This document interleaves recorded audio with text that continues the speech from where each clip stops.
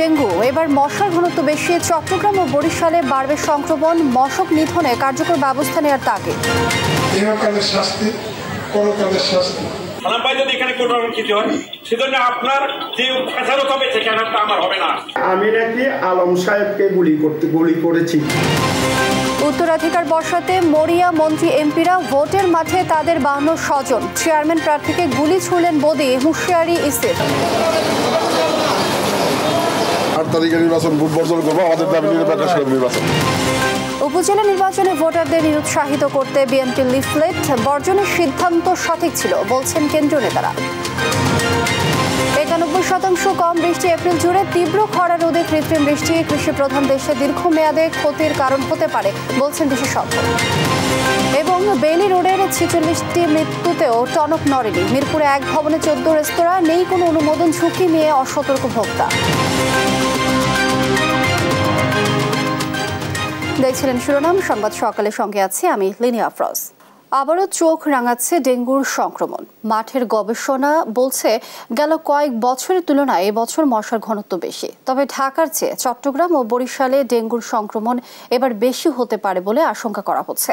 পরিস্থিতি ভয়ানক হতে পারে সব জেলা উপজেলায়। তাই বৃষ্টি শুরুর আগে মশার বংশ বিস্তার রোধে কার্যকর ব্যবস্থা নেওয়ার তাগিদ দিয়েছেন বিশেষজ্ঞরা। বিস্তারিত হাসান মাহমুদের রিপোর্টে।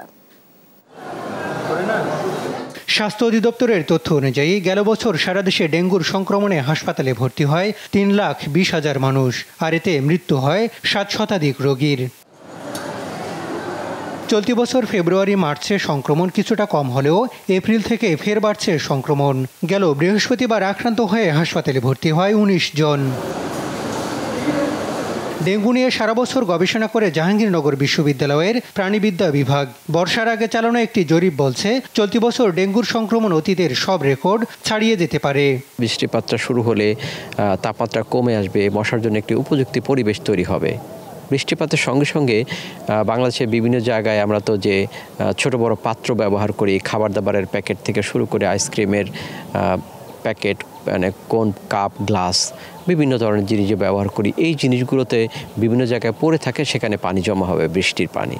এই বৃষ্টির পানি জমা হলেই এডিস মা মশা যেগুলো বেঁচে আছে সেগুলো ডিম পারবে, ডিম পেড়ে তার প্রজননটা বাড়বে এবং সামনের দিনগুলোতে ডেঙ্গু বেড়ে যাওয়ার একটি সম্ভাবনা আছে। এবার ডেঙ্গুর সংক্রমণ ঢাকার 2 সিটি কর্পোরেশনের চেয়ে চট্টগ্রাম ও বরিশালে বেশি হতে পারে। সেই সঙ্গে সব জেলা উপজেলায় এবার ডেঙ্গুর প্রভাব যে কোনো বছরের হিসেব ছাড়িয়ে যাবে বলে শঙ্কা বিশেষজ্ঞদের। যেটা বেশি আমার কাছে অ্যালার্মিং মনে হয় চট্টগ্রাম সিটি কর্পোরেশন এলাকা, কক্সবাজার এলাকা, বরগুনা, বরিশাল, চাঁদপুর, গাজীপুর, এই জেলাগুলোতে আমরা কিন্তু এডিস মশার ঘনত্ব বেশি পাচ্ছি অন্যান্য বছরের তুলনায়। এবছর বাংলাদেশের জেলা উপজেলা পর্যায়ে ডেঙ্গু ছড়াবে। এটি নিয়ন্ত্রণ করা কিন্তু বেশ চ্যালেঞ্জিং এ কারণে যে আমাদের উপজেলা পর্যায়ে, জেলা পর্যায়ে আসলে মশা নিয়ন্ত্রণের কিন্তু সক্ষমতা আমাদের নেই। গেল বছর ডেঙ্গু রোগীদের চাপ সামলাতে হিমশিম অবস্থা ছিল হাসপাতালগুলোর। সঙ্গে তরল স্যালাইনের দেখা দেয় তীব্র সংকট। এবার বৃষ্টি শুরুর আগেই মশার বংশবিস্তার রোধ করতে না পারলে পরিস্থিতি ভয়াবহ হতে পারে বলে সতর্ক করছেন বিশেষজ্ঞরা। হাসান মাহমুদ, দেশ টিভি, ঢাকা। উপজেলায় উত্তরাধিকার বর্ষাতে মরিয়া আওয়ামী লীগের নেতারা। স্থানীয় সরকারের এই নির্বাচনের 3 ধাপে চেয়ারম্যান পদে এমপি মন্ত্রীদের স্বজন প্রার্থী হয়েছেন 52 জন। আওয়ামী লীগ নেতা ও মন্ত্রী এমপি স্বজনদের কারণে অনেক প্রার্থী কোণঠাসা নির্বাচনের মাঠে। বিশেষজ্ঞরা বলছেন দেশের নির্বাচন ব্যবস্থা নির্বাসনে গেছে। আর নির্বাচন কমিশনের হুঁশিয়ারি, অতি সুবিধাভোগীরা প্রভাব খাটালে ব্যবস্থা নেবে কমিশন। কাজী সাহেদের প্রতিবেদন। উপজেলা নির্বাচনের প্রথম 3 ধাপে মন্ত্রী এমপিদের অন্তত 52 জন স্বজন চেয়ারম্যান পদে প্রার্থী হয়েছেন। 3 ধাপের নির্বাচনে অন্তত 9 জন সন্তান চেয়ারম্যান প্রার্থী আছেন একজন এমপির বাবা ও আরেকজনের স্ত্রী। প্রার্থী হয় এগিয়ে শ্যালক, ভাই, চাচাতো ভাই, ভাতিজার তালিকা দীর্ঘ। 2 জন বিনা প্রতিদ্বন্দ্বিতায় জয়ী হওয়ার পথে। স্বজনদের বিজয়ী করতে মাঠে নানা তৎপরতা চালাচ্ছেন সাবেক ও বর্তমান এমপিরা।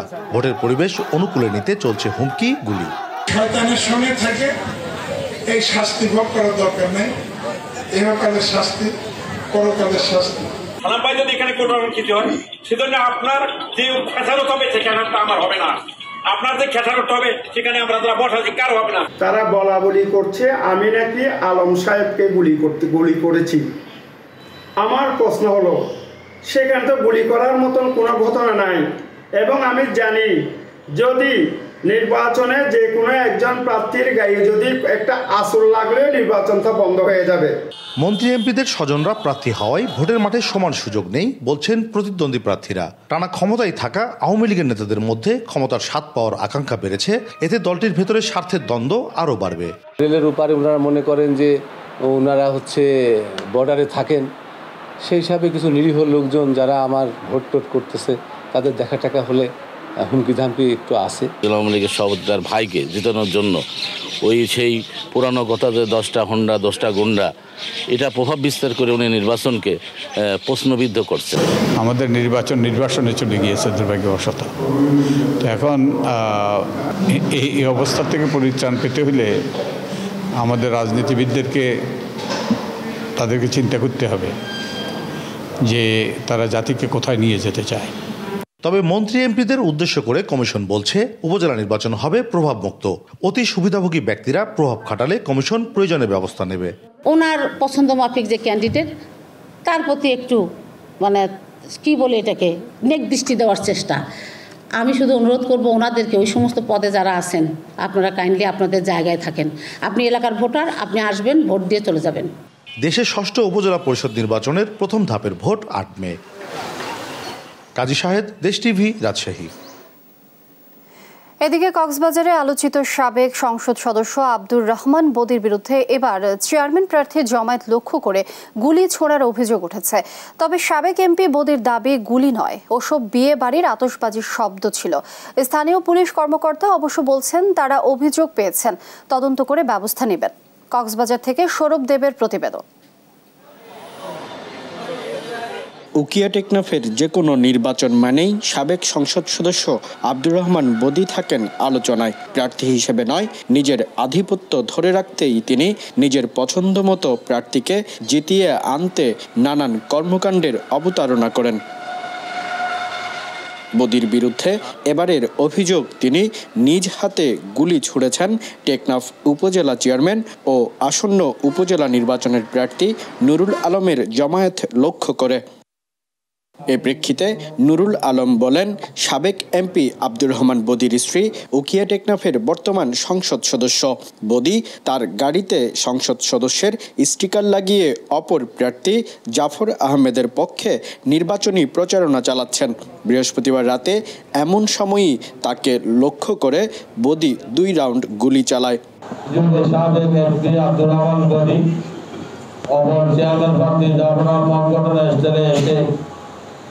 আমাকে লক্ষ্য করে পরপর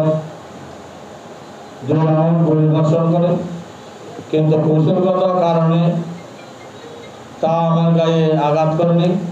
গুলি করা প্রসঙ্গে আব্দুর রহমান বদি পাল্টা অভিযোগ করে বলেন, নুরুল আলমের লোকজন হোয়াইকং ইউনিয়ন ছাত্রলীগ সভাপতিকে অপহরণ করেছে। এমন খবরে তাকে উদ্ধারে ছুটে যান তিনি। ছাত্রলীগ সভাপতিকে উদ্ধার করে ফেরার পথে বিয়ে বাড়ির আতশবাজির শব্দ শুনতে পান সবাই। এই আতশবাজির শব্দকেই গুলির শব্দ দাবি করছে বলে জানান বদি। কয়েকজন মোটরসাইকেল এবং লোকবল নিয়ে সেখানে তারা বলা বলি করছে আমি নাকি আলম সাহেবকে গুলি করেছি। আমার প্রশ্ন হলো, সেখানে তো গুলি করার মতন কোনো ঘটনা নাই। বর্তমান উপজেলা চেয়ারম্যান নুরুল আলমের উপর গুলিবর্ষণের ঘটনায় একটি লিখিত অভিযোগ পাওয়া গেছে জানিয়ে টেকনাফ থানার ভারপ্রাপ্ত কর্মকর্তা বলেন, এ ব্যাপারে তদন্ত করে আইনগত ব্যবস্থা নেওয়া হবে। এই সংক্রান্ত একটা জিডি আমি পেয়েছি, সেটা আমরা জিডি করে যথাযথ বিজ্ঞ আদালতের অনুমতি সাপেক্ষে আমরা আইনানুগ ব্যবস্থা গ্রহণ করব।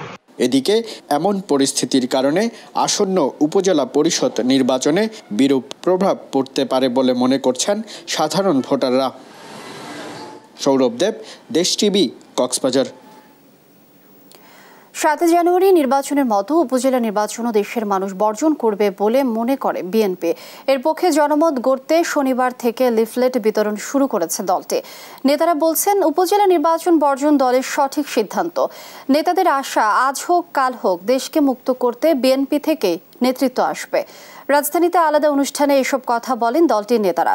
বিস্তারিত সাইফুল রিপনের প্রতিবেদনে। বিএনপি চেয়ারপারসন খালেদা জিয়া, ভারপ্রাপ্ত চেয়ারম্যান তারেক রহমান সহ বিএনপি নেতাদের বিরুদ্ধে দায়ের করা মিথ্যা মামলা প্রত্যাহার ও বন্দী নেতাকর্মীদের মুক্তির দাবিতে জাতীয় প্রেস ক্লাবের সামনে মানববন্ধনের আয়োজন করে হাবিবুর রশিদ হাবিব মুক্তি পরিষদ। এখানে বিএনপি নেতারা দাবি করেন, ক্ষমতাসীনরা বিএনপিকে বাদ দিয়ে দেশের রাজনীতি করতে চাইলেও তা সম্ভব না। যতদিন বাংলাদেশ থাকবে, বাংলাদেশের কোটি কোটি জনগণ থাকবে, বিএনপি থাকবে, ততদিন দেশনেত্রী বেগম খালেদা জিয়া এবং তারেক রহমানকে বাদ দিয়ে বাংলাদেশের কোন রাজনীতি করতে দেওয়া হবে না, করতে পারবে না। বন্ধুরা, ইন্ডিয়া এই দাবেদার সরকারকে ক্ষমতায় রেখেছে বলেই আজকে বয়কট ইন্ডিয়া আজকে একটা স্লোগান জনগণের মধ্যে এই সেন্টিমেন্ট আকারে দেখা দিয়েছে। এই সেন্টিমেন্টকে আমরা সমর্থন জানাই। দেশের সুশাসন প্রতিষ্ঠায় শেষ লড়াইয়ের আহ্বান জানিয়ে বিএনপি নেতা রুহুল কবির রিজভী বলেন, শান্তিপূর্ণ আন্দোলনে আক্রমণ হলে প্রতিবাদ প্রতিরোধ দুটোই চলবে একসাথে। কারা আপনাকে উৎখাতের চেষ্টা করছে? আপনাকে তো আপনি উৎখাত হন, আপনার সরকার উৎখাত হোক, এটা তো জনগণ চাইছে। আমরা শান্তিপূর্ণ আন্দোলন করব, শান্তিপূর্ণ থাকবে, কিন্তু আমাদের গায়ে যদি লাঠির বাড়িই পড়তে থাকে আর কতদিন শান্তিপূর্ণ আমরা করব?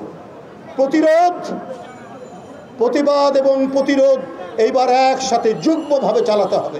দলের স্থায়ী কমিটির সদস্য মির্জা আব্বাস বলেন, কৌশলে বিএনপি চেয়ারপারসন খালেদা জিয়াকে হত্যা করতে চায় সরকার। দাবি করেন, বিএনপির উপজেলা নির্বাচনে না যাওয়ার সিদ্ধান্ত সঠিক। প্রিয় ভাইরা, আজকে তারা বলছে দেশনেত্রী বেগম খালেদা জিয়াকে বাইরে পাঠানো যাবে না, অর্থাৎ তাকে হত্যা করতে হবে এবং এমনভাবেই করতে হবে যাতে কেউ কিছু বলতে না পারে। মুক্ত হবে দেশ। আমি হয়তো দেখতে পারবো না, আমি জানি না আমি দেখতে পারবো কিনা, কিন্তু এই দেশে কেউ না কেউ আসবে, কেউ না কেউ আসবে এই হায়নার হাত থেকে এই দেশকে মুক্ত করার জন্য। ইনশাআল্লাহ বিএনপি থেকে আসবে। আমরা কেমন পুকুরে করে হয়েছে, আবার কি করুক, আমি তো নির্বাচনে নাই। ওরা ওদের প্রার্থীকে নির্বাচন দেবে না। বিএনপি পার্সোনালি কি দাঁড়িয়ে অবস্থাটা। এদিকে জাতীয়তাবাদী ওলামা দলের নবগঠিত কমিটির নেতাদের সাথে নিয়ে দলের প্রতিষ্ঠাতা জিয়াউর রহমানের কবরে শ্রদ্ধা জানিয়ে বিএনপির স্থায়ী কমিটির আরেক সদস্য ডক্টর আব্দুল মঈন খান বলেন, ক্ষমতাসীনদের পতনে রাজনৈতিক দলগুলো ঐক্যবদ্ধ। ষড়যন্ত্রের কথা কেন বলছে সরকার?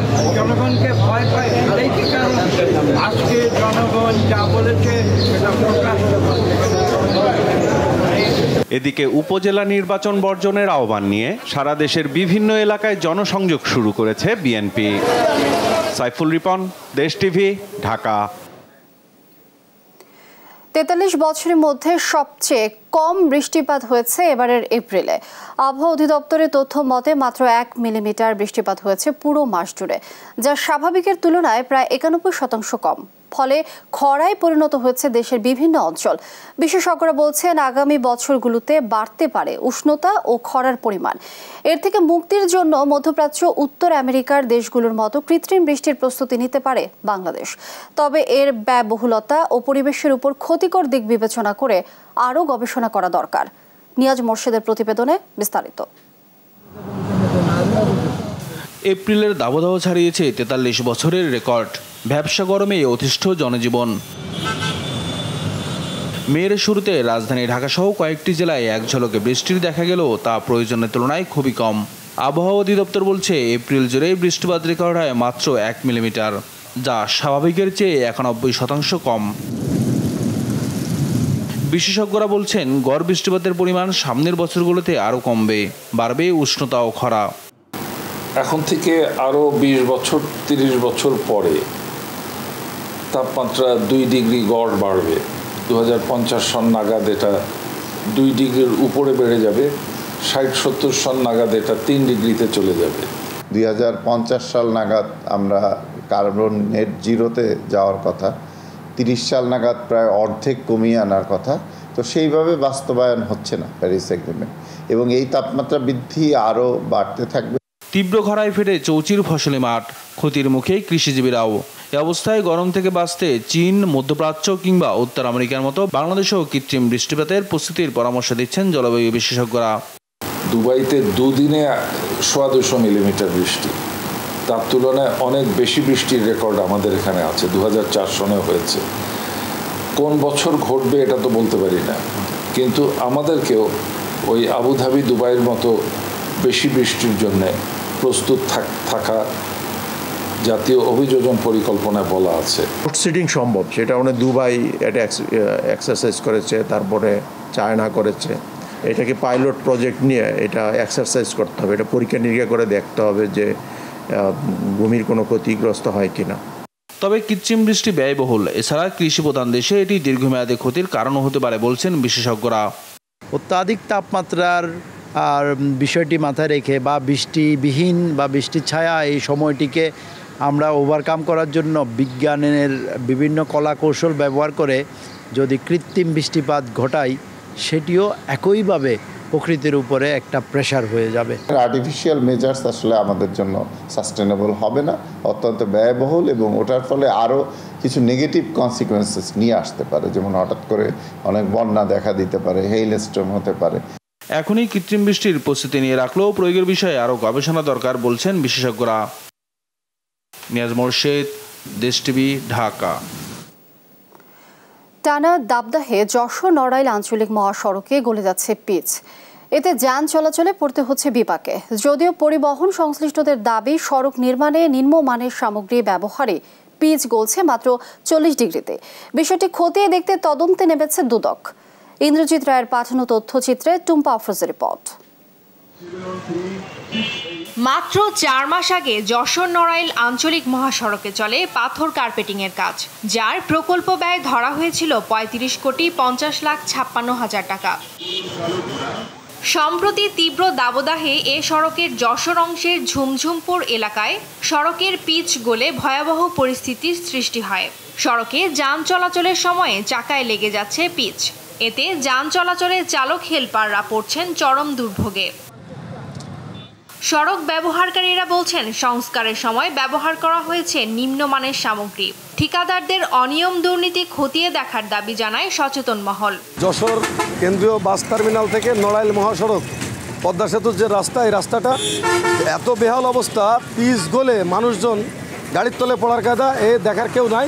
গাড়ির চার্জ বেশি নষ্ট হচ্ছে, চাকাগুলো টেনে ধরছে চুম্বকের মতো। সড়ক ও জনপথ বিভাগ 60 থেকে 70 গ্রেডের পিচ ব্যবহারের কথা, যার সহন ক্ষমতা 48 ডিগ্রি পর্যন্ত। কিন্তু 40 ডিগ্রিতেই গলছে এসব পিচ। সওজের কর্মীরা নানা যুক্তি দাঁড় করালেও ব্যবহৃত উপাদানের মান নিয়ে প্রশ্ন থেকেই যায়। যতগুলো করে এসে আমরা এরকম বিল্ডিং হয়, ভিটামিন বেশি থাকলে বিল্ডিং হয়, ভিটামিন কম থাকলে হয় না, কম থাকলে রাস্তা উঠে যাবে। ডিবিএসটির কাজ সম্পন্ন করতে গিয়ে কয়েকটা জায়গায় হয়তো একটু ভিটামিনের স্প্রে একটু বেশি হয়েছে, যার জন্য এই জাস্ট 2 থেকে 3টা পয়েন্ট 300 থেকে 500 মিটারের মতো হবে জায়গা, ওইখানে কিছু ব্লিডিং হচ্ছে। অভিযোগের বিষয়টি আমলে নিয়ে যশোর নড়াইল সড়কে বিভিন্ন পয়েন্টে সড়কের গলা পিচ পরীক্ষার পাশাপাশি সড়কের তাপমাত্রাও পর্যবেক্ষণ করেন দুদকের কর্মকর্তারা। দেখতে পেলাম যে রাস্তা গলে যাচ্ছে। অভিযোগ হলো নিম্নমানের ভিটামিন হয়তো ব্যবহার করা হয়েছে। আমরা আরও কয়েকটা পয়েন্ট পরিদর্শন করব, এরপর আমরা তথ্যপত্র বিশ্লেষণ করে আমরা দুর্নীতি দমন কমিশনে পরবর্তী প্রয়োজনীয় আইনগত ব্যবস্থা গ্রহণের জন্য আমরা প্রতিবেদন দাখিল করব। পদ্মা সেতু চালুর পর যশোর নড়াইল সড়কে যানবাহনের চাপ বেড়েছে। সড়কটি দ্রুত চলাচলের উপযোগী করার দাবি সংশ্লিষ্টদের। নিউজ ডেস্ক, দেশ টিভি। সংবাদ সকালে আরো থাকছে। অব্যাহত দরপতনে নতুন বিনিয়োগ নেই শেয়ার বাজারে, তারল্য সংকটে পুঁজি বাজার, নানা উদ্যোগে ও আস্থাহীনতায় বিনিয়োগকারীরা।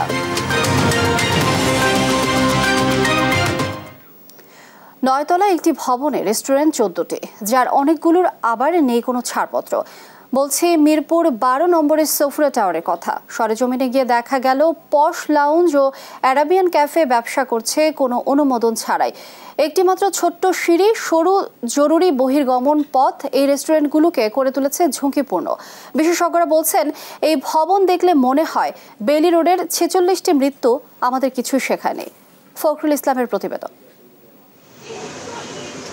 ভোজন বিলাসী ভোক্তারা বাংলা কিংবা চাইনিজ খাবারের স্বাদ নিতে চাকচিক্যে ভরা এসব রেস্টুরেন্টে ঢু মারেন হরহামেশাই। পল্লবীর এই সাফুরা টাওয়ারটির 9টি ফ্লোরে ব্যাঙের ছাতার মতো গড়ে উঠেছে 14টি রেস্টুরেন্ট। প্রতিদিনই কয়েক হাজার ভোক্তা খেতে আসেন এখানে। এত সব মানুষের বিপরীতে 9তলা ভবনের 14টি রেস্টুরেন্টের গ্যাস সিলিন্ডার, রান্নাঘর আর গেঞ্জি পরিবেশ কতটা ঝুঁকিপূর্ণ তা জানেন না কেউই। 9তলা ভবনটির 2টি ছোট্ট বহির্গমন সিঁড়ির একটিতে মানুষের যাতায়াত বন্ধ রয়েছে। ভবনের রুফটপে গড়ে তোলা হয়েছে বিলাসী পশ লাউঞ্জ রেস্টুরেন্ট। রেস্টুরেন্টটির ফায়ার সার্ভিস, পরিবেশ কিংবা জেলা প্রশাসন কোনো কর্তৃপক্ষেরই ছাড়পত্র নেই। ভোক্তাদের অন্ধকারে রেখেই মুনাফার লোভে চালাচ্ছেন রেস্টুরেন্ট। এটা রুফটপ রেস্টুরেন্ট, তো আমাদের ফায়ার সার্ভিসেস লাইসেন্স হচ্ছে এটার বিল্ডিং মালিকের কাছে। আমাদের মালিক যেটা বলছে যে ওনার কাছে সব লাইসেন্স আছে। এটার রুফটপ রেস্টুরেন্ট কোনো অনুমোদন দাবি দেয়নি। আমি আসলে সঠিক বলতে পারবো না। ভবনের 4র্থ তলায় অ্যারাবিয়ান রেস্টুরেন্ট মধ্যপ্রাচ্যের স্টাইলে খাবার পরিবেশনের পরিবেশ রেখেছে দেশি বিদেশি ভোক্তাদের জন্য। কিন্তু রেস্টুরেন্টটি ভোক্তাদের নিরাপত্তা নিশ্চিতে ফায়ার সার্ভিস, পরিবেশ কিংবা জেলা প্রশাসনের ছাড়পত্র দেখাতে পারেনি।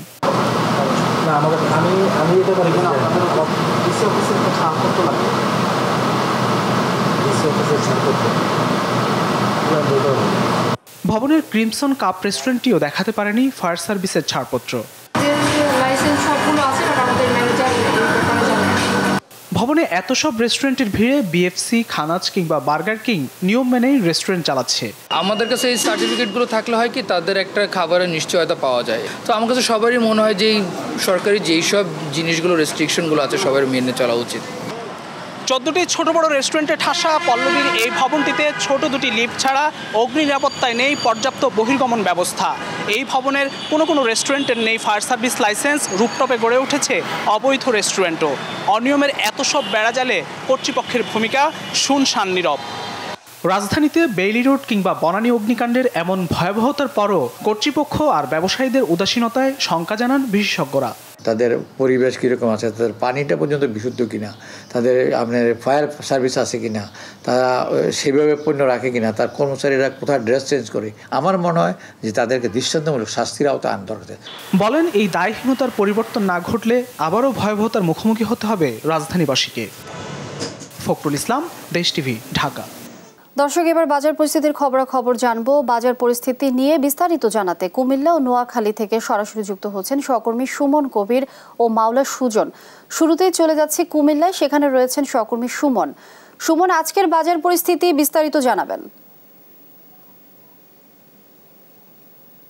আপনাকে ধন্যবাদ। আপনি যেটা বলছিলেন কুমিল্লা বাজার পরিস্থিতি আমি দেখেছি সকাল থেকে আসলে ক্রেতারা আসা শুরু করেছেন। তবে একটা বিষয় জানা যায়, কুমিল্লা যে বাজার পরিস্থিতি, সে বাজার আমি কুমিল্লা যে গরুর মাংস রয়েছে, সেই গরুর মাংস আসলে 800 টাকা করে বিক্রি করছে। তারপরে নাকি দোকানদার লোকসানের সম্মুখীন হচ্ছে।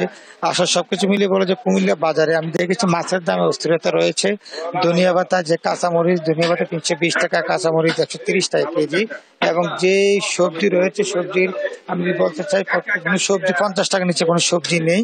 আর একটা জানা যায় কি কুমিল্লার যে মুরগি বাজার রয়েছে, মুরগিতে আমি দেখেছি ব্রয়লার মুরগি 210 টাকা, সোনালী মুরগি 340 টাকা এবং যেটা লেয়ার মুরগি 350 টাকা 60 টাকা করে বিক্রি করছে। তো গতকাল আমি আপনাকে জানাই রাখি, ভোক্তারা যে ডিজি এসেছিলেন HM শফিকুজ্জামান, উনি বলেছেন রমজানে আসলে বাজারে আবার পেঁয়াজের দাম যেটা এখন 65 টাকা করে চলছে, রমজানে সেটা 50 টাকা হওয়ার সম্ভাবনা রয়েছে। উনি মোটামুটি এনশিওর করেছেন। গতকাল কুমিল্লা বাজার উনি এসেছিলেন এবং উনি সেটা জানিয়েছেন। তবে কুমিল্লার যে বাজার আমরা দেখেছি প্রত্যেকটা ক্ষেত্রে আসলে তারা বলছেন যে হঠাৎ করে আসলে খরার কারণে আসলে সবজির দাম বৃদ্ধি পেয়েছে এবং মাছের দাম বৃদ্ধি পেয়েছে। এবং কুমিল্লা আমি যদি একজনের সাথে কথা বলতে চাই, যে কুমিল্লা যে বাজারে আমি দেখেছি যে মাংসের দাম প্রায় 800 টাকা বিক্রি করার পর কেন লসের সম্মুখীন হচ্ছে, আসলে সেটা বলতে করবো না। আমি যদি একটু কথা, 800 টাকা করে মাংস বিক্রি করে পরে কেন লসের সম্মুখীন হচ্ছে?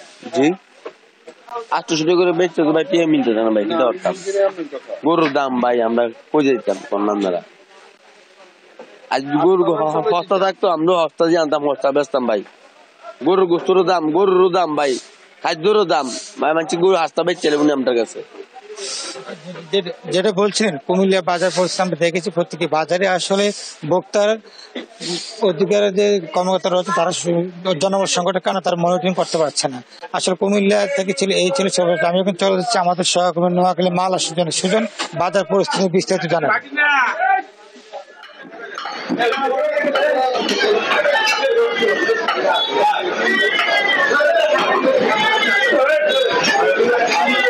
সুমন, আপনাকে ধন্যবাদ।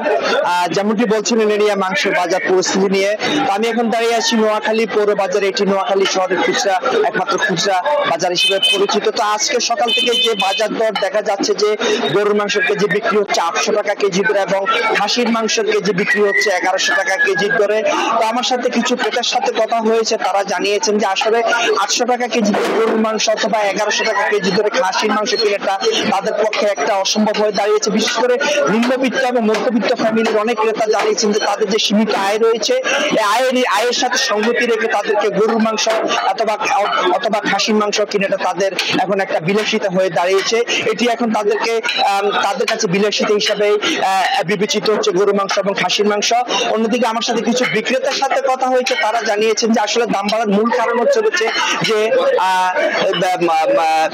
লোকালি ভাবে যে গরুর যে সরবরাহ কম থাকা, উত্তরবঙ্গ থেকে গরু কম আসা এবং বাইরে থেকে গরু কম আসায় তাদেরকে বাড়তি দামে খামারিদের কাছ থেকে বাড়তি দামে গরু কিনতে হচ্ছে। খামারিরা দাম বাড়ার কারণ হিসেবে বলছে যে গরু যেসব যে খাদ্য রয়েছে অথবা যে রক্ষণাবেক্ষণের জন্য যেসব চাহিদা রয়েছে এইসব সবকিছু বেড়ে যাওয়াতে এবং বিদ্যুতের দাম বেড়ে যাওয়াতে তারা খুচরা বিক্রেতাদের কাছে বাড়তি দামে গরু বিক্রি করছেন। তো খুচরা বিক্রেতা তাদের সেই বাড়তি দামে বিক্রি ক্রয় করে খুচরা বাজারে এসে সেই দামের সাথে সংযুক্ত রেখে তাদেরকে এই গরুর মাংস অথবা খাসির মাংস বিক্রি করতে হচ্ছে। তো এই হচ্ছে নোয়াখালী থেকে আমার কাছে সর্বশেষ মাংসের বাজার নিয়ে। অসংখ্য ধন্যবাদ আপনাদের দুজনকে আমাদের সাথে যুক্ত হবার জন্য। দর্শক, বাজার পরিস্থিতির খবরাখবর জানাচ্ছিলেন আমাদের সহকর্মীরা। ধারাবাহিক ধারায় দুরবস্থা বিরাজ করছে দেশের পুঁজি বাজারে।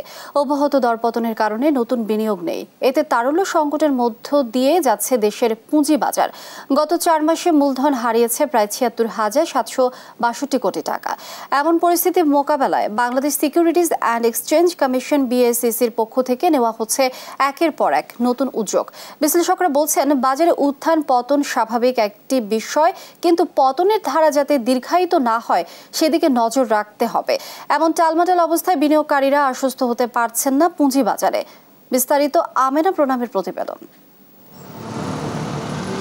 শেয়ারের বড় পতন ঠেকাতে একের পর এক পদক্ষেপ নিচ্ছে নিয়ন্ত্রণ সংস্থা। নতুন চেষ্টা হিসেবে পুঁজিবাজার মূল্যসীমা বেঁধে দিয়েছিল BSEC। সে উদ্যোগেও প্রতিফলন হয়নি বাজারে। আশা ছিল নির্বাচনের পরবর্তী সময়ে ঘুরে দাঁড়াবে পুঁজিবাজার। ফ্লোর প্রাইস প্রত্যাহারের পরে বাজারে লেনদেন কিছুটা গতি ফিরলেও বাড়েনি শেয়ারের হাতবোতলের পরিমাণ। কারণ হিসেবে বিশ্লেষকরা মনে করছেন তারল্য সংকট, ভালো কোম্পানির অভাব, গুজব, মার্জিন ঋণের ফোর্স সেল সহ নানা কারণে পুঁজিবাজার মুখ থুবড়ে পড়েছে গত 4 মাসে। গেল 8 জানুয়ারি থেকে 2 মে পর্যন্ত শেয়ার বাজার মূলধন হারিয়েছে ৭৬,৭৬২ কোটি টাকা। বিশ্লেষকদের মতে মোটা দাগে শেয়ার বাজারে 2 ধরনের সংকট চলছে। এক, বিনিয়োগকারীদের আস্থাহীনতা, 2, বাজারে ভালো কোম্পানি না আসা। আমি যদি একটা ভালো স্টক মার্কেট চাই তাহলে ভালো কোম্পানির লিস্টিং আনতে হবে। এবং ভালো কোম্পানি কারা? যাদের টার্নওভার বেশি, যাদের আর্নিং বেশি, যারা এর মধ্যে বিদেশি কোম্পানি বেশ কয়েকটা আছে যারা শেয়ার বাজারের বাইরে আছে এখনো, কিন্তু ওটা অন্য দেশে কিন্তু ঠিকই শেয়ার বাজারে আছে। তো এখন আমাদের হাই আপসের পলিসি মেকার্সরা যদি এটা ক্যাশ না করে, চিন্তাতে না আনে, তো আমার মতো লোকে বলবো তো লাভ নাই। আজকে যদি বড় কোম্পানি লাইক গ্রামীণ, BAT বা ওয়ালটন এরা যদি বিনিয়োগ না করে তাহলে স্টক মার্কেট কিভাবে উঠবে? কাজে তাদেরকে বড় করতে হবে। তারা যদি ডাইনামিক্স হয়, স্টক মার্কেট ডাইনামিক হবে। অ্যাসেট ম্যানেজমেন্ট কোম্পানিগুলো এরই মধ্যে তারল্য সংকট মোকাবেলায় তহবিল সংগ্রহের প্রচেষ্টা আছে বলে জানান BSECর কমিশনার। অ্যাসেট ম্যানেজমেন্ট যে কোম্পানিগুলো আছে তারা গত কয়েক বছর ধরে বেশ কিছু ফান্ডের রেজিস্ট্রেশন এখান থেকে পেয়েছে। এই ফান্ডগুলোর অবশ্যই মার্কেটে আসবে, এগুলো সংগ্রহ হচ্ছে, এগুলো আসবে, সেগুলো পুঁজিবাজারকে ব্যাপক সহায়তা করবে। এছাড়াও আরও কিছু ফান্ড, বিদেশ থেকেও কিছু ফান্ড যেগুলোর কথাবার্তা বিভিন্ন পর্যায়ে হয়েছে এবং আসছে, সেগুলো হয়তো আমাদের বাজারে অচিরে আসবে। ক্যাপিটাল মার্কেট স্ট্যাবিলাইজেশন ফান্ড থেকে 200 কোটি টাকা তহবিল আসছে বলে জানান বিএসইসির মুখপাত্র। তিনি জানান মিউচুয়াল ফান্ড, ব্যাংক, নন ব্যাংক আর্থিক প্রতিষ্ঠান এবং ইন্স্যুরেন্স কোম্পানিগুলো বিনিয়োগের কাজ করছে শেয়ার বাজারে। নতুন মিউচুয়াল ফান্ডের নিবন্ধন আমাদের কাছে প্রসেস ছিল, এগুলো দ্রুত অ্যাপ্রুভাল দেওয়া হয়েছে। তো আমরা আশাবাদী যে এই মিউচুয়াল ফান্ডগুলোর ফান্ড সাইজ ডিক্লেয়ার করার পরে ইনভেস্টমেন্টে আসবে, তার একটা বড় অংশ তালিকাভুক্ত সিকিউরিটি ইনভেস্টমেন্ট আসবে, এতেও কিছুটা ডিমান্ড ক্রিয়েট করবে। ব্যাংকিং খাতের নাজুক অবস্থার পাশাপাশি পুঁজিবাজারে বেহাল অবস্থা সরকারের উন্নয়নের কর্মকাণ্ডের ইমেজকে প্রশ্নবিদ্ধ করে রাখছে কয়েক বছর ধরে। এই অবস্থার পরিবর্তনের পাশাপাশি এই অবস্থার জন্য কারা দায়ী তাও খুঁজে দেখার পরামর্শ বিশ্লেষকদের। আমেনা প্রণামী, দেশ টিভি, ঢাকা। সংবাদ সকালে আরো যা থাকছে। চট্টগ্রামে দ্বিতীয় টি-20তে আজ জিম্বাবুয়ের বিপক্ষে মাঠে নামবে বাংলাদেশ। খেলা শুরু সন্ধ্যা 6টায়।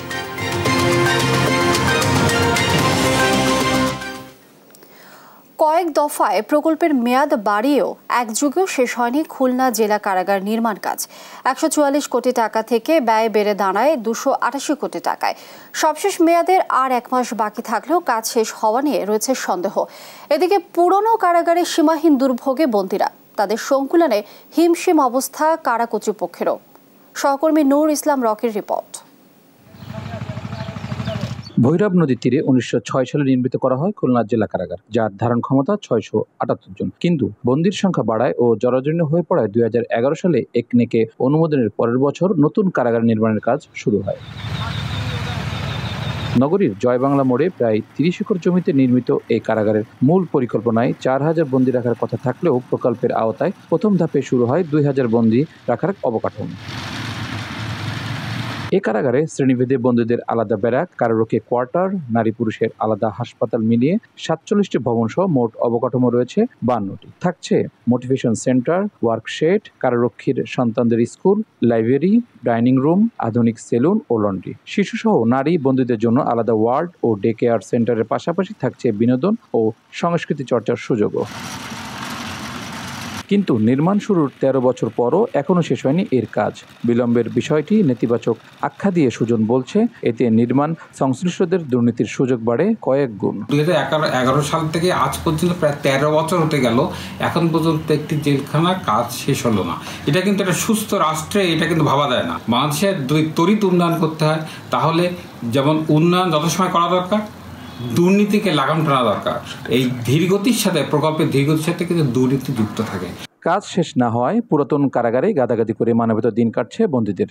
যদিও কারা কর্তৃপক্ষের আশা, দ্রুতই নতুন কারাগারে যেতে পারবেন তারা। 678 জনের জায়গায় প্রায় 1400 বন্দী বর্তমানে বসবাস করছেন। খুলনাবাসী সহ যারা কারাগারের সঙ্গে সম্পৃক্ত সবারই প্রত্যাশা হচ্ছে যে এই প্রকল্পটা দ্রুত বাস্তবায়িত হবে। প্রকল্প বাস্তবায়নে থাকা গণপূর্ত বিভাগ বলছে 92 ভাগ কাজ শেষ হয়েছে, জুনেই শেষ হবে কাজ। জুন 2024-এর মধ্যে সমস্ত অঙ্গের কাজ সর্বতোভাবে শেষ করে প্রত্যাশী সংস্থার নিকট হস্তান্তর করতে হবে। এই প্রকল্পের সব অঙ্গের কাজই প্রায় শেষ পর্যায়ে। প্রকল্পের সামগ্রিক অগ্রগতি যদি বলি, তাহলে প্রকল্পের সামগ্রিক অগ্রগতি এখন 92%। কিন্তু প্রকল্প ঘুরে দেখা যায় এখনো অনেক কাজ অসম্পন্ন, তাই আর 1 মাসের মধ্যে কাজ শেষ হওয়া নিয়ে শঙ্কা প্রকাশ করেন অনেকে। নূর ইসলাম রকি, দেশ টিভি, খুলনা। ভোলার মেঘনা ও তেঁতুলিয়া নদীতে নিষেধাজ্ঞা অমান্য করেই অবাধে চলছে বাগদা চিংড়ি রেণু শিকার। মশারি জাল দিয়ে বাগদা আহরণ করায় হুমকির মুখে পড়েছে দেশীয় ও অন্যান্য মাছের ছোট পোনা। এতে দৈনিক নষ্ট হচ্ছে 1 কোটির অধিক পোনা। সহকর্মী ছোটন সাহার তথ্যচিত্রে ডেস্ক রিপোর্ট।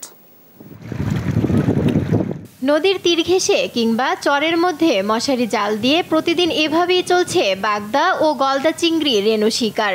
এরপর বিশেষ পাত্রে রেণু রেখে অন্য প্রজাতির মাছ বাইরে ফেলে দেওয়া হচ্ছে। এতে দেশীয় প্রজাতির মাছ সহ অন্য প্রজাতির ছোট ছোট রেণুপোনা ধ্বংস হতে চলেছে। ভোলার মেঘনা ও তেঁতুলিয়া নদীর বিভিন্ন পয়েন্টে অবাধে বাগদা শিকার চললেও কোনো মাথা ব্যথা নেই প্রশাসনের। এতে আরও বেপরোয়া হয়ে পড়েছেন শিকারীরা। তবে কারো কারো দাবি, পেটের দায়ে করতে হচ্ছে এ কাজ। আমরা তো দইরা খাইতে তো একটা দইরা আমাদের সমিতি আছে যে অন্যান্য ইয়ে আছে যে এই কারণে যে না তথ্য দেয় এই মাছটা তো আর কোনো ক্ষতির যাবে না, এটা তো দেশের উন্নয়নের জন্য এই মাছটা চাষ করা হয়। যে আমরা প্রথমে মাছ ধরি তারপরে অনেক রকম মাছ ওঠে, আর আমরা যেটা ধরি ওটা বাছাই করে তারপরে অন্য মাছগুলো আছে সেগুলো পানি খালাই দিই। বাগদার অনকা 1000 হইছে 1500 আর বেশি এক দালাল আছে দালালের। সাতক্ষীরা ও বাগেরহাট সহ বিভিন্ন জেলায় ভোলার এ রেনুর চাহিদা থাকায় নির্বিচারে শিকারে নেমেছেন তারা। এই প্রক্রিয়ায় মাছ বাছাইয়ের প্রতিদিন প্রায় 1/2 কোটি রেনু ধ্বংস করা হচ্ছে। এতে বিলুপ্তির পথে দেশীয় প্রজাতির মাছ। বাগদা শিকার বন্ধে জেলা মৎস্য কর্মকর্তা অভিযানের কথা বললেও বাস্তবে এর প্রতিফলন নিয়ে রয়েছে প্রশ্ন। আরও কয়েকদিন যাবৎ বেশ কিছু অভিযান পরিচালনা করেছি।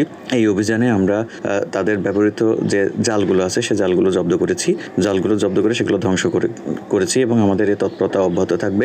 বাগদা রেনু শিকার বন্ধে স্থানীয় প্রশাসনকে আরও তৎপর হওয়ার দাবি সচেতন মহলের। নিউজ ডেস্ক, দেশ টিভি। আন্তর্জাতিক প্রসঙ্গ। দিন দিন অবনতির দিকে ব্রাজিলের দক্ষিণাঞ্চলের বন্যা পরিস্থিতি। টানা বর্ষণে সৃষ্ট বন্যায় মৃত্যু বেড়ে দাঁড়িয়েছে 60 জনে, নিখোঁজ 1/2 মানুষ। গেল শনিবার থেকে শুরু হওয়া ঝড় ও বৃষ্টিতে গৃহহীন হয়ে পড়েছেন প্রায় 25,000 বাসিন্দা। কমপক্ষে 5 লাখ মানুষ ভুগছেন বিদ্যুৎ ও সুপেয় পানির সংকটে। ঝড়ে ক্ষতিগ্রস্ত রিও গ্র্যান্ডে দো সুল রাজ্যের 2 শহর, ভেঙে গেছে রাস্তা ও সেতু। জনজীবনে নেমে এসেছে চরম ভোগান্তি।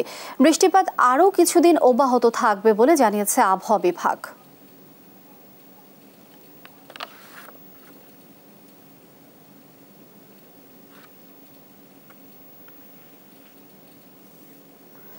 গাজা ইসরায়েলি বাহিনী নৃশংসতার বিরুদ্ধে ছাত্র আন্দোলন ছাড়িয়েছে যুক্তরাষ্ট্রের গণ্ডি। ফ্রান্স, ব্রিটেন, জার্মানি ও অস্ট্রেলিয়ার মতো দেশে বিশ্ববিদ্যালয়ের শিক্ষার্থীরাও ফিলিস্তিনিদের বিরুদ্ধে হামলায় সোচ্চার। দিন দিন ভয়াবহ রূপ নিচ্ছে এই আন্দোলন। গেল কয়েকদিনে যুক্তরাষ্ট্রের বিভিন্ন বিশ্ববিদ্যালয় থেকে আটক হয়েছেন 2000-এর বেশি শিক্ষার্থী। আরও জানাচ্ছেন মুশরিফা নুজহাত। শুরুটা হয়েছিল যুক্তরাষ্ট্রের Ivy League school university of কলম্বিয়াতে। গাজায় ফিলিস্তিনিদের ওপর ইসরায়েলি বাহিনীর চালানো নির্বিচার গণহত্যার প্রতিবাদে সরব হয়ে ওঠে এই বিশ্ববিদ্যালয়। এর কিছুদিনের মধ্যে যুক্তরাষ্ট্রের অন্যান্য বিশ্ববিদ্যালয়গুলোতেও দাবানলের মতো ছড়িয়ে পড়ে ফিলিস্তিনপন্থীদের আন্দোলন। তবে এই বিক্ষোভে অনেক ইহুদি ধর্মাবলম্বী এবং ইসরায়েলি মার্কিন নাগরিকও অংশ নেয়।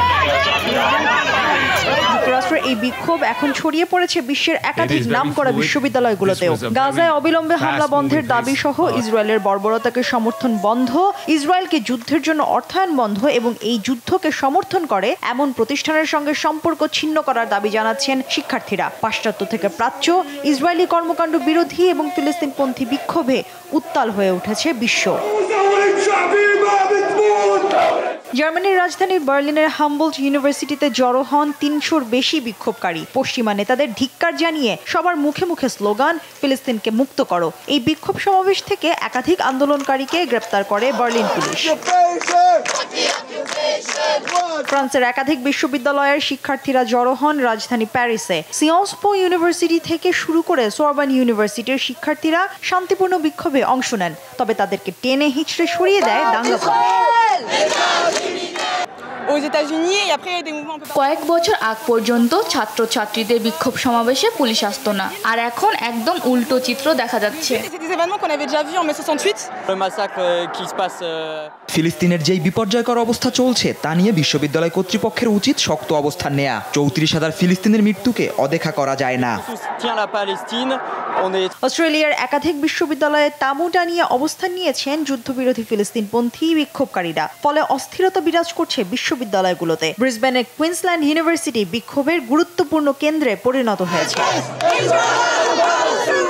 যুক্তরাষ্ট্রের যুদ্ধবিরোধী বিক্ষোভের আঁচ পড়েছে প্রতিবেশী দেশ কানাডার বিশ্ববিদ্যালয়গুলোতেও। মন্ট্রিলের ম্যাকগিল ইউনিভার্সিটি প্রাঙ্গণে তাঁবু টানিয়ে বিক্ষোভ করছেন ফিলিস্তিনপন্থী শিক্ষার্থীরা। সেখান থেকেও বিক্ষোভকারীদের সরিয়ে দেওয়ার ঘোষণা দিয়েছে বিশ্ববিদ্যালয় কর্তৃপক্ষ। শিক্ষার্থীদের প্রতি যুক্তরাষ্ট্রের পুলিশের আচরণের নিন্দা এবং ফিলিস্তিনের পক্ষে কিউবার রাজপথে নামেন হাজারো বিক্ষোভকারী। এ সময় গাজায় যুদ্ধবন্ধ এবং মধ্যপ্রাচ্যের চলমান অস্থিরতাকে কমানোর দাবি জানান শিক্ষার্থীরা। এদিকে কলম্বিয়া বিশ্ববিদ্যালয়ে পুলিশের সাঁড়াশি অভিযান চালানো হলেও যুক্তরাষ্ট্রের অন্যান্য বিশ্ববিদ্যালয়ে থেমে নেই ফিলিস্তিনপন্থীদের আন্দোলন। নিউ ইয়র্কে মোতায়েন করা হয়েছে বিপুল সংখ্যক পুলিশ। শুক্রবার নিউ ইয়র্ক ইউনিভার্সিটি এবং নিউ স্কুলের আন্দোলনরত শিক্ষার্থীদের গ্রেপ্তারও করা হয়। এছাড়াও অরেগন অঙ্গরাজ্যের পোর্টল্যান্ড স্টেট ইউনিভার্সিটির ছাত্রছাত্রীদের ধাওয়া দেয় পুলিশ। অ্যাসোসিয়েটেড প্রেসের এক পরিসংখ্যান বলছে যুক্তরাষ্ট্রে 2000-এরও বেশি ফিলিস্তিনপন্থী বিক্ষোভকারীদের আটক করা হয়েছে, যার বেশিরভাগই কলম্বিয়া ইউনিভার্সিটির শিক্ষার্থীরা।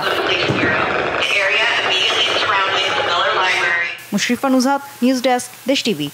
চট্টগ্রামে চলমান সিরিজের দ্বিতীয় টি-20তে সন্ধ্যা 6টায় জিম্বাবুয়ের বিপক্ষে মাঠে নামবে বাংলাদেশ। এবার টাইগারদের লক্ষ্য ম্যাচ জিতে সিরিজে এগিয়ে যাওয়া আর জিম্বাবুয়ের লক্ষ্য সিরিজে সমতায় ফেরা। রিফাত আঞ্জুমের রিপোর্ট। প্রথম ম্যাচে জিম্বাবুয়ের বিপক্ষে দারুণ জয়ে সিরিজ শুরু করা বাংলাদেশের লক্ষ্য এবার সিরিজে এগিয়ে যাওয়া। বিশ্বকাপের প্রস্তুতিতে নিজেদের ঝালিয়ে নিতে মাঠে নামবে টাইগাররা। প্রথম টি-20তে বোলারদের পারফরমেন্স বেশ ভালো। প্রতিপক্ষ বিবেচনায় তাসকিন সাইফুদ্দিনরা বেশ দাপট দেখিয়েছে। টাইগারদের জন্য ইতিবাচক দিক ছিল দারুণ পারফরমেন্সে পেস বোলিং অলরাউন্ডার সাইফুদ্দিনের ফিরে আসা। বোলিং বিভাগ নিয়ে চিন্তা করতে হচ্ছে না টাইগারদের। সহজ লক্ষ্য তাড়া করে বেশ সহজেই ম্যাচ জিতলেও রয়েছে আক্ষেপ। টিম ম্যানেজমেন্টের চিন্তার বড় কারণ ওপেনার লিটন দাসের অফ ফর্ম। চলতি বছর সব ফরম্যাট মিলিয়ে 8 ম্যাচ খেলে করেছেন মাত্র 111 রান। বিশ্বকাপের আগে লিটনের এই ফর্মহীনতাই বড় সমস্যা। তাই প্রত্যাশিত জয়ের পাশাপাশি লিটনের ব্যাটের দিকেই তাকিয়ে থাকবে বাংলাদেশ। অন্যদিকে জিম্বাবুয়েও চাইবে নিজেদের ফিরে পেতে। বিশ্বকাপ বাছাই পর্বের ব্যর্থতার পর ঘুরে দাঁড়াতে মরিয়া আফ্রিকা অঞ্চলের দলটি। বাংলাদেশকে হারিয়ে সিরিজে সমতায় ফিরতে মাঠে নামবে জিম্বাবুয়ে। রিফাত আঞ্জুম, দেশ টিভি, স্পোর্টস ডেস্ক। এই পর্যায়ে সংবাদ শিরোনাম জানিয়ে দিচ্ছি আরও একবার।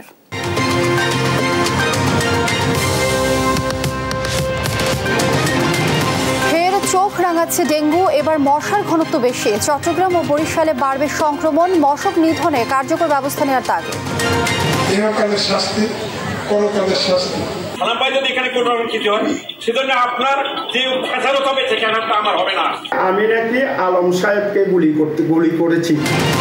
উত্তরাধিকার বর্ষতে মরিয়া মন্ত্রী এমপিরা, ভোটের মাঠে তাদের 52 স্বজন। চেয়ারম্যান প্রার্থীকে গুলি ছুড়লেন বদি, হুঁশিয়ারি ইসির। 8 তারিখে নির্বাচন ভোট বর্জন করবো, আমাদের দাবি নিরপেক্ষ নির্বাচন। উপজেলা নির্বাচনে ভোটারদের নিরুৎসাহিত করতে বিএনপি লিফলেট বর্জনের সিদ্ধান্ত সঠিক ছিল বলছেন কেন্দ্রীয় নেতারা। 91% কম বৃষ্টি এপ্রিল জুড়ে। তীব্র খরা রোধে কৃত্রিম বৃষ্টি কৃষি প্রধান দেশে দীর্ঘমেয়াদে ক্ষতির কারণ হতে পারে বলছেন বিশেষজ্ঞ।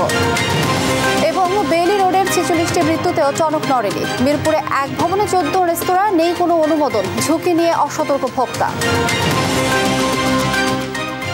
এই ছিল এখনকার সংবাদ সকাল। পরে বুলেটিন দেখার আমন্ত্রণ রইল। এছাড়া দেশ টিভির সর্বশেষ সব খবর পেতে ভিজিট করুন www.desh.tv। ফেসবুকে আমাদের সঙ্গে যুক্ত থাকুন দেশ টিভি অথবা দেশ টেলিভিশন পেজে। এছাড়া সর্বশেষ সব ভিডিও পেতে ইউটিউবে আমাদের হ্যান্ডেল @দেশ টেলিভিশন অথবা @দেশ টিভি নিউজ লিখে সার্চ করুন। ধন্যবাদ সবাইকে।